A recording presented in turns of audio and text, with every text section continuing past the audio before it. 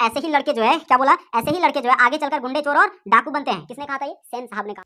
जय हिंद, आप सभी का स्वागत है आपके अपने YouTube चैनल राउटर स्टूडेंट में। दोस्तों आज की स्टूडेंट जो बात करने वाले हैं वो है क्लास 10th हिंदी का चैप्टर नंबर 2। दोस्तों चैप्टर नंबर 2 का सबसे पहले हम लोग जो है लेखक परिचय देखेंगे, उसके बाद जो है इस कहानी को भी समझेंगे।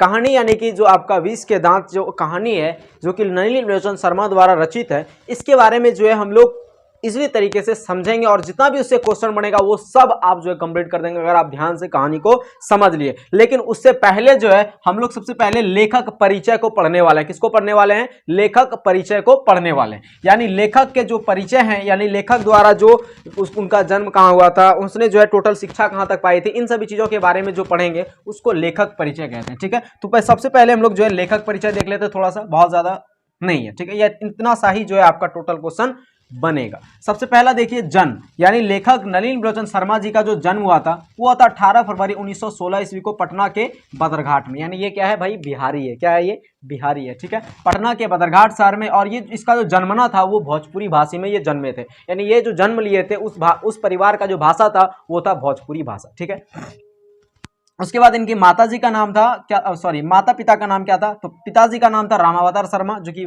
एक प्रख्यात विद्वान थे। उसके बाद रत्नावती शर्मा इनकी माताजी थी। ठीक है, यानी शर्मा मेन टैग इसका क्या है, टाइटल क्या है परिवार का? तो शर्मा। ठीक है, नलिनी लोचन शर्मा की माताजी का नाम रत्नावती शर्मा, पिताजी का नाम रामावतार शर्मा। उसके बाद अगर शिक्षा की बात किया जाए, इसने कहाँ तक शिक्षा पाई थी? तो संस्कृत और हिंदी में जो है इसने एमए किया था। फिर 1959 में इसने जो है पटना विश्वविद्यालय के हिंदी विभाग में अध्यक्ष रहे और वहां तक जो है मृत्यु प्रदान तक, यानी मृत्यु तक उसने जो है काम वहां पर करता रहा। कहां पे? 1959 में पटना विश्वविद्यालय के हिंदी विभाग में ये अध्यक्ष रहे थे। उसके बाद आलोचक नलिनी लोचन शर्मा की रचना देखते हैं। ये बेसिकली आलोचक के नाम से साहित्य में फेमस है। उसके बाद दृष्टिकोण, यानी कि इनकी रचनाएं हैं, दृष्टिकोण सबसे ज्यादा फेमस। कुछ कुछ प्रमुख रचनाएं हम लिए जो कि जिससे क्वेश्चन बना हुआ है आपका।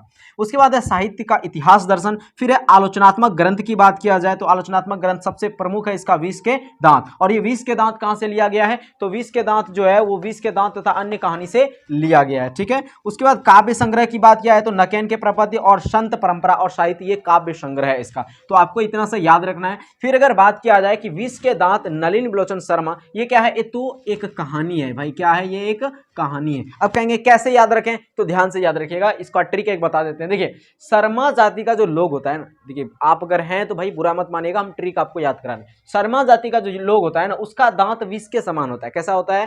शर्मा जाति के लोग, शर्मा जाति का जो लोग होता है उसका दांत विष के समान हो जाता है। और यह बात क्या रियल है भाई? नहीं, ये कहानी में ही अच्छा लगता है। कहां लगता है अच्छा? कहानी में ही अच्छा लगता है कि शर्मा जाति का जो लोग होता है उसका जो दांत होता है वो विष के दांत जो है वो क्या होता है, मतलब उस शर्मा जाति के जो लोग होते हैं उसके नए नए दांत, तो नए नए से हो जाएगा नलिनी लोचन शर्मा, है ना।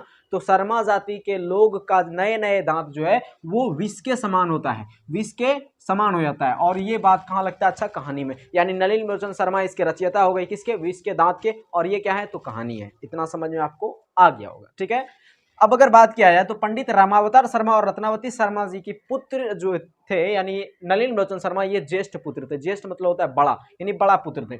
यह कहानी जो है विष के दांत तथा अन्य कहानी संग्रह से लिया गया है। इनकी मृत्यु जो है वो 12 सितंबर 1961 ईस्वी को हुआ था। 1961 ईस्वी को इनकी मृत्यु हुआ था। ठीक है, इतना सा ही बस याद रखना और यहीं से ही आपका क्वेश्चन बनेगा। ठीक है, और फिर अब जो हम लोग कहानी पे ज्यादा फोकस करते हैं। कहां पे? कहानी पे। और उस कहानी को बड़ा इजीली तरीके से आपको बताया जाएगा। तो सबसे पहले आप जो इसका यहां से एक स्क्रीनशॉट ले सकते हैं। उसके बाद जो हम लोग कहानी देख लेते हैं, उसके लिए कुछ चित्र है, कुछ कैरेक्टर हैं, उन सभी को हम लोग डिजाइन कर लेते हैं, फिर जाके जो है हम लोग वीडियो स्टार्ट करते हैं। फिर जो है इसका आप एक स्क्रीनशॉट यहां से ले सकते हैं। हाँ तो दोस्तों अब हम लोग जो है देख लेते हैं नलिनी लोचन द्वारा रचित, नलिनी लोचन शर्मा जी द्वारा रचित जो है कहानी, यानी विष के दांत का जो है हम लोग पार्ट पढ़ेंगे। ठीक है, इसके कहानियों को आपको ध्यान से सुनना है क्योंकि यहाँ से काफी सारा ऑब्जेक्टिव आपका कवर होगा, साथ साथ सब्जेक्टिव क्वेश्चन भी आप इसी तरीके से इस चैप्टर का बना सकते हैं अगर आपको कहानी पता रहे तो। ठीक है, अब देखते हैं हम लोग यहाँ पे जो है दो परिवार के बारे में बताया गया। इसने बताया दो परिवार के बारे में, एक है गरीब वर्ग और एक है अमीर वर्ग। ठीक है, गरीब वर्ग और अमीर वर्ग। अब देखिए अमीर वर्ग में एक परिवार है जो है सेन साहब का परिवार, और गरीब वर्ग में जो एक परिवार है वो है गिरधर लाल का परिवार।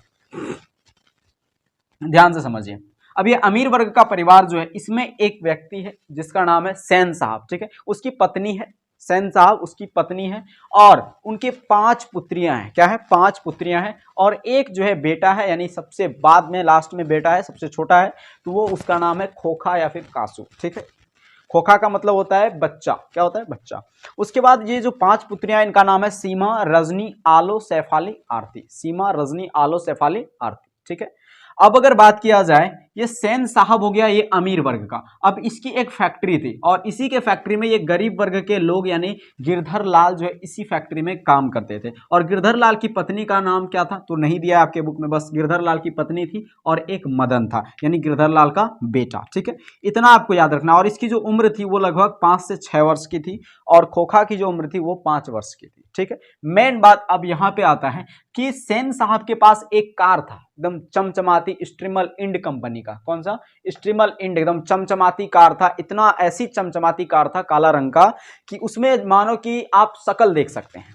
और इस पर जो है उसे बहुत नाज था, या नाज मतलब क्या? गर्व था कि भाई मेरे पास एक कार है। ठीक है, और ये जो है 7,500 रुपया में इन्होंने इस कार को परचेस किया था। इसकी जो प्राइस थी 7,500 रुपया था, खरीदा था इसने। ठीक है, अब अगर बात किया जाए तो इस कार को जो है लेकर के ये सेन साहब काफी ज्यादा सीरियस रहते थे। अगर कार में थोड़ी सी खरोच भी आ जाए, थोड़ी सी अगर धूल भी लग जाए ना, तो समझ लीजिए कि क्लीनर और सोफर की सामत ही समझिए। सामत का मतलब होता है कि उसकी समझ लीजिए कि नौकरी जा सकती है, ऐसा मतलब होने के कगार पर आ जाता था। तो इस वजह से जो है कार में हमेशा के लिए उस पर क्लीनर लगा रहता था, साफ किया जाता था हमेशा। तो सोफर जो लगा रहता, सोफर मतलब होता है ड्राइवर हमेशा जो है कार को साफ सफाई यानी साफ सुथरा रखता था। ठीक है, इतना बात हो गया। अब जो है क्या हुआ कि ये जो थे, क्या नाम है इसका? तो ये जो कार था और इनके फैक्ट्री में किरानी कौन था भाई? तो गिरधर लाल। सेन साहब के फैक्ट्री में किरानी गिरधर लाल था। ठीक है, इनके पास जो ये कार था, तो कार क्या हुआ, एक दिन जो है एक लड़का और उनके साथ एक उनकी माँ, ठीक है, वहां से कहीं गुजर रहा था। तो कार जो है सेन साहब के द्वार पे लगा हुआ था, तो उसने जो है उसको छूने का प्रयास किया। क्या किया? छूने का, उस कार को छूने का उसने प्रयास किया। ठीक है, उस कार को उसने छूने का क्या किया? प्रयास किया। हालांकि ये चीज बाद में आता है, लेकिन सबसे पहले आपको एक और चीज सुनाते हैं इंटरेस्टिंग सा, कि ये जो सेन साहब था, इनका मतलब परिवार की जो स्थिति थी वो बड़ा ही गजब था। इनके परिवार का जो चाल ढाल था वो बड़ा ही गजब था। कैसे? तो इनकी जो पत्नियां थी वो ठीक ठाक थी, लेकिन अगर बात किया जाए इनके 5 पुत्रियों का, तो 5 पुत्रियां काफी ज्यादा सुशील लड़की थी। सुशील मतलब समझ रहे हैं, यानी कि हर संस्कार उसमें था। उसको जो है ऐसा रूप से तहजीब उसको बनाया गया था कि उसे जो है तहजीब समझ में आता था। उसे कैसा, यानी उसे कैसा हंसना चाहिए, उसे कब खेलना चाहिए, कब दौड़ना चाहिए, ये सारा तमीज जो है उन्हें जो है सिखाया गया था घर से।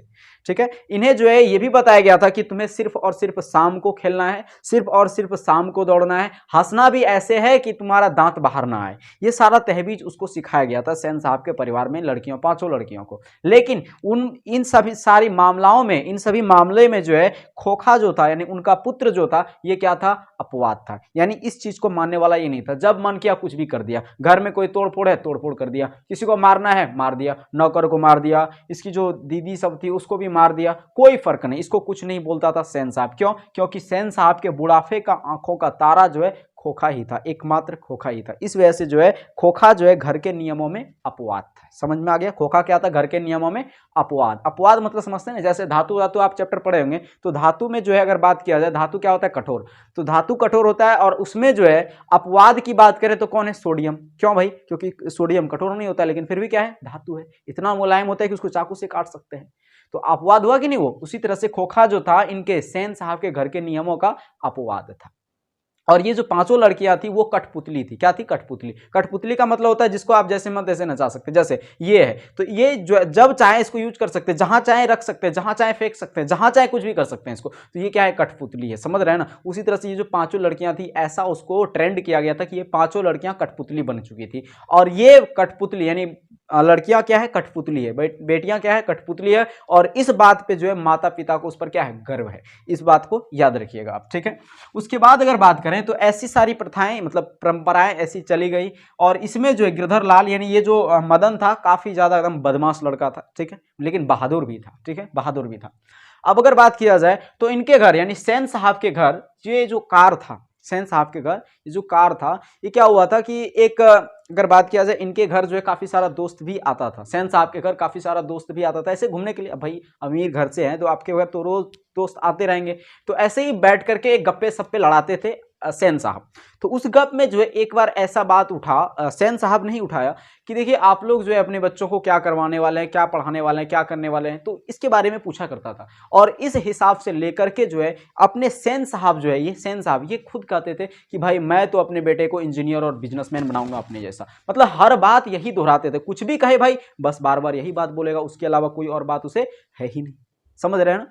तो उसके बाद एक और बार ऐसा हुआ कि यहाँ पे देखिए क्या हुआ कि ये कह रहे हैं कि देखिए पढ़ाई लिखाई जो है ना, आजकल की जो पढ़ाई लिखाई वो फिजूल की है, पढ़ाई लिखाई फालतू की है। और ये बात कौन कह रहा है, सेन साहब, खुद सेन साहब कह रहे हैं कि अपने बेटे को जो है मैं बिजनेसमैन बनाऊंगा और उन्हें जो है ट्रेंड करवाऊंगा घर पे ही। पढ़ाई लिखाई आजकल की तो फिजूल है, यानी पढ़ाई लिखाई आजकल की फिजूल है, और मैं मेरे बेटे को जो है घर पे ही इंजीनियर बनवाऊंगा, घर पे ही जो है उसे ट्रेंड कराऊंगा, ठीक है। और बढ़ई मिस्त्री को मैं बोल दूंगा कि 2 घंटे आकर के इसे जो है ठुक ठाक करवाए, यानी इसको जो है हथौड़े से, मतलब थोड़ा अभी से ही हथौड़े में उसका हाथ जो है बैठ जाए, इस वजह से उसको बुलाया जाएगा, ठीक है।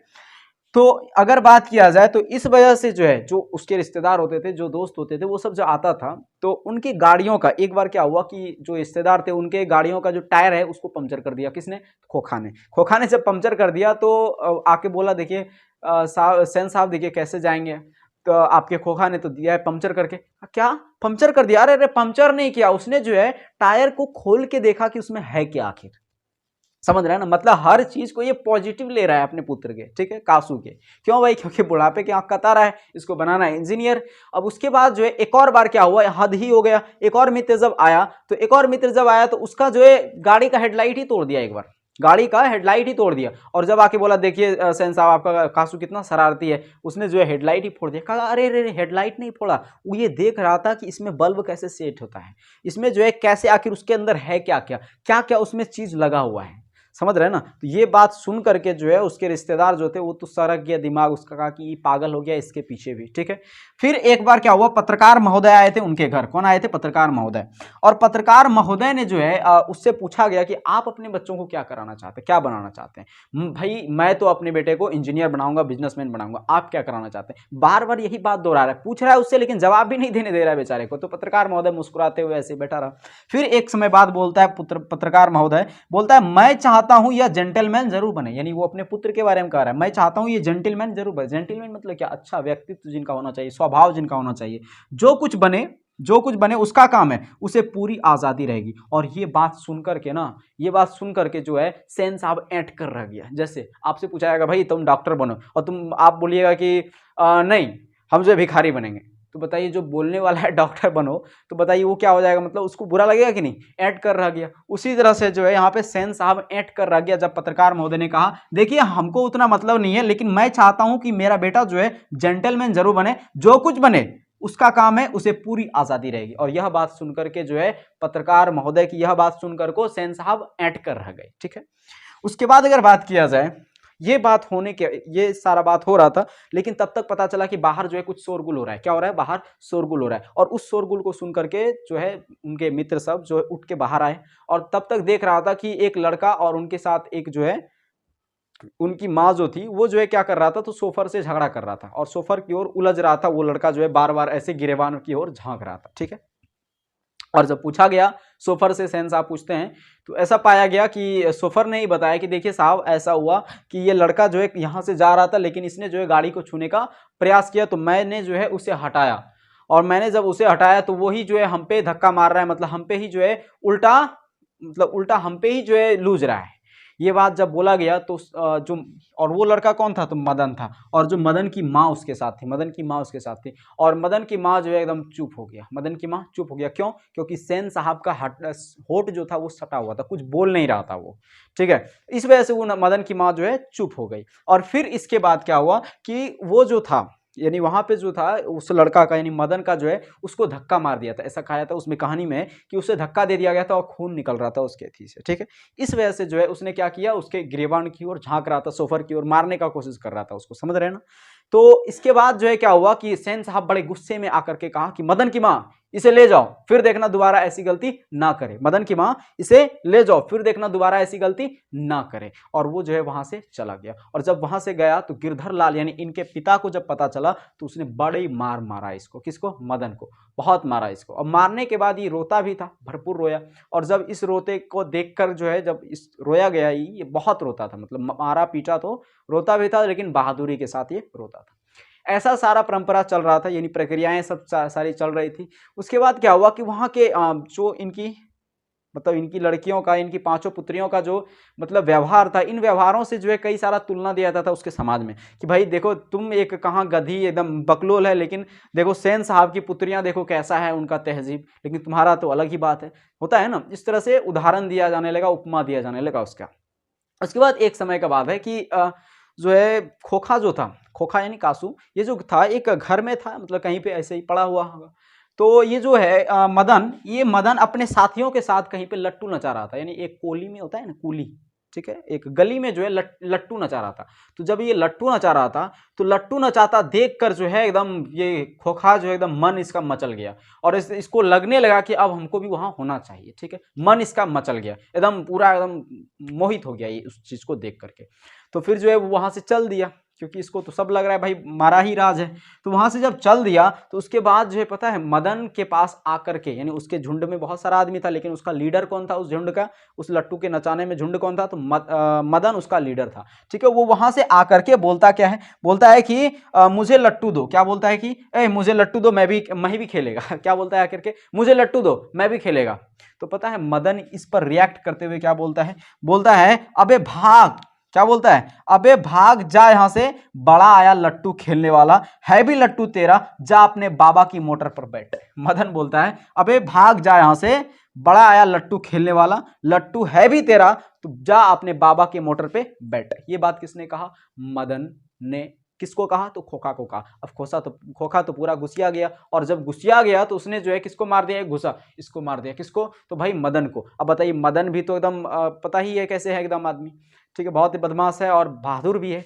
तो इसको जब मार दिया तो मदन भी कहाँ ठहरने वाला था, मदन ने भी मारा उसका ना 2 दांत तोड़ दिया बेचारे का। खोखा का जो है 2 दांत तोड़ दिया आगे वाला। और जब 2 दांत तोड़ दिया उसके बाद जो है, ऐसा आगे वाला आपके बुक में नहीं लिखा है, लेकिन 2 दांत उसका तोड़ दिया था, ठीक है। अब 2 दांत जब तोड़ दिया उसके बाद वो घर आया भेमा बिचकाते हुए। अब देखिए यहाँ पे अगर बात करें, मेन 2 क्वेश्चन बनेगा। हंस की जमात, सॉरी कौवे की जमात में हंस शामिल होने के लिए ललक गया था। कौवे की जमात को किसको बोला गया, यानी मदन का जो झुंड था, ठीक है, उसको कौवे की जमात। क्यों, क्योंकि गरीब वर्ग का वहां पे था। लेकिन अमीर वर्ग यानी कि हंस को बोला गया है। तो कौवे की जमात में हंस शामिल होने के लिए ललक गया था, लालायित हो गया था वो, ठीक है। इतना आपको याद रखना है, ठीक। उसके बाद उसमें जो है ज्यादातर अगर आप देखें मोहल्ले और झोपड़ी वाले की लड़ाई में किसकी जीत होती है, मोहल्ले वाले की। लेकिन यहाँ पे ठीक उल्टा हुआ, यहाँ पे झोपड़ी वाले का जीत हो गया, यानी मदन का यहाँ पे जीत हो गया। उसने मारा था, 2 दांत तोड़ दिया। और ये बात सुनकर के जो है, जब सेन साहब को पता चला कि मदन ने जो है, गिरधर लाल के बेटे मदन ने हमरे बेटे का जो है दांत तोड़ा है, गिरधर लाल को फौरन अपनी फैक्ट्री में जो किरानी का काम करते थे इसको हटा दिया तुरंत।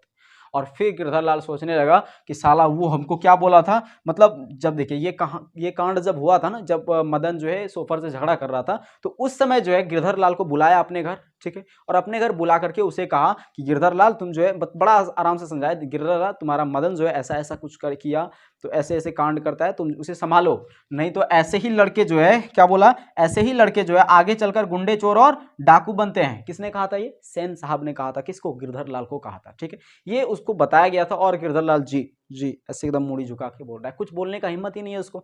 और फिर जब ये कांड हुआ कि खोखा का 2 दांत तोड़ दिया, उसके बाद जो है गिरधर लाल पूरा एकदम, उसको तो निकाल दिया नौकरी से। जब उसको जॉब से निकाल दिया, किरानी के जॉब से निकाल दिया, तो फिर वो जो घर एकदम गया आराम से। और जब ये जो था मदन, अब मदन को तो पता है भाई, जब थोड़ा मोड़ा खाली काम किए थे, यानी जहाँ पे काम करता है वहां पे अगर जाकर के थोड़ा मोड़ा खाली गाड़ी छूने का प्रयास किया तो उतना पिटाई लगा था। तो सोचिए आज 2 दांत तोड़ दिए जिसके घर काम करता है हमरे पापा, समझ रहे हैं ना। इस वजह से वो बहुत डरा हुआ था, जिस वजह से वो जो है दिन में घर नहीं गया, रात में घर गया, बहुत रात में। और रात में जब घर गया तो उसने घर के किनारे से ऐसे झांक करके देखा, तो देखा कि वहां पे उसकी मम्मी और उसका यानी कि गिरधर लाल जो था, यानी उनका पप्पा, वो जो है उनके पिताजी और माताजी दोनों जो थी वो जो है बैठ करके आराम से एकदम गप्पे लड़ा रहा था, कोई दिक्कत नहीं, कोई फर्क नहीं पड़ा था, एकदम शांत था। तो ये तो और इसका एकदम आश्चर्य हो गया ये कि ऐसे कैसे हो सकता है, नौकरी से निकाल दिया फिर भी कोई फर्क नहीं पड़ रहा है, ऐसे कैसे हो सकता है, ये तो मैं बिलीव नहीं कर सकता हूँ। फिर जो है इसको मतलब मन में ये सब सवाल उठा, ऐसा लिखा हुआ उसमें नहीं है, ठीक है। ऐसा जब हुआ तो उसके बाद क्या हुआ कि वो कहा कि चलो ठीक है, तो जाते हैं हम किचन की ओर। वो जाने लगा और वहां पे जाने लगा, ठीक है। वहां पे जब जाने लगा तो इसने सोचा कि किचन खा लेते हैं वहां से जाकर के खाना पीना और फिर जाके आराम से सो जाएंगे। लेकिन जब उधर जा रहा था तो उसका जो पैर था वो किसी सामान से टकरा गया, यानी लोटा वगैरह लोटी वगैरह से टकरा गया उसका पैर, ठीक है। तो उसके जब टकराया तो आवाज किया, और आवाज जब किया एकदम स्थित होकर के ऐसे खड़ा हो गया। और फिर जब गिरधर लाल आया तो गिरधर लाल जब आया तो ये तो पूरा टाइट कर लिया शरीर की, अब तो लगता है पिटाई पड़ेगा। लेकिन गिरधर लाल आते ही उसको गले से लगा लिया, और जब गले से लगाया तो कहता है वाह वाह बेटा वाह, तुमने तो कमाल ही कर दिया है। एक मैं हूं कि मैं उसका गुलामी करता फिरता हूं, लेकिन तुमने तो खोखा का दो दो दांत तोड़ डाला, हा हा हा, ऐसे ही करने लगा वो, ठीक है। बहुत ही खुश हो गया और ये तो पूरा एकदम हैरान है कि ये क्या हो गया, हम तो सोचे थे मार खाएंगे लेकिन ये तो गले से लगा लिया। क्योंकि यहाँ पे बात यह है कि देखिए वहां पे वो क्या है, ऐसा क्यों होता है। जय गिरधर लाल के ऐसा थोड़ी है कि गिरधर लाल भी नहीं पीट सकता था, पीट सकता था, लेकिन गिरधर लाल को यह पता था कि अगर हम कुछ कहें या कुछ बोल दें उनके खिलाफ, सेन साहब के खिलाफ, तो हो सकता है वो हमें नौकरी से निकाल दे। लेकिन जब नौकरी से निकाल ही दिया तो अब हम उसके खिलाफ बोलने से काहे कतराएं, तो उसके खिलाफ बोलना शुरू कर दिया। समझ में आ गया इतना। और उसके बाद जो है इसे भी सराहना देना शुरू कर दिया मदन को, कहा भाई तुम ही सही था, तुम ही ठीक किया, उसको मारा पीटा ठीक किया है, हम ही गलत थे हमेशा के लिए, ठीक है। फिर जाकर के आखिर में जीत किसका हुआ, मदन का। तो हीरो इस कहानी का कौन है, मदन, याद रखना है आपको, ठीक है। इतना चीज आपको कवर कर लेना है, और इसको जो है आप चाहें तो नोट बना सकते हैं, ठीक है। चित्र वगैरह पे ज्यादा फोकस नहीं करना है, ठीक। ये बहुत अच्छा तरह से हमने उम्मीद किया हूँ कोशिश समझाने का कहानी को। अगर आपको समझ में आ गया है तो ठीक है, आप कमेंट करके बता सकते हैं कि हमको जो है ये कहानी बहुत अच्छी तरह से समझ में आ गया। नहीं तो अगर आप कहेंगे नहीं हमको बुक पढ़ के करके लाइन बाय लाइन समझाइए, तो उसमें काफ़ी लंबा वीडियो बनेगा। लेकिन इस चीज़ को अगर आप ध्यान से सुने हैं, इजीली तरीके से सारा क्वेश्चन आपका बन जाएगा, ठीक है। तो दोस्तों मिलते हैं अगले वीडियो में, तब तक के लिए जय हिंद जय भारत।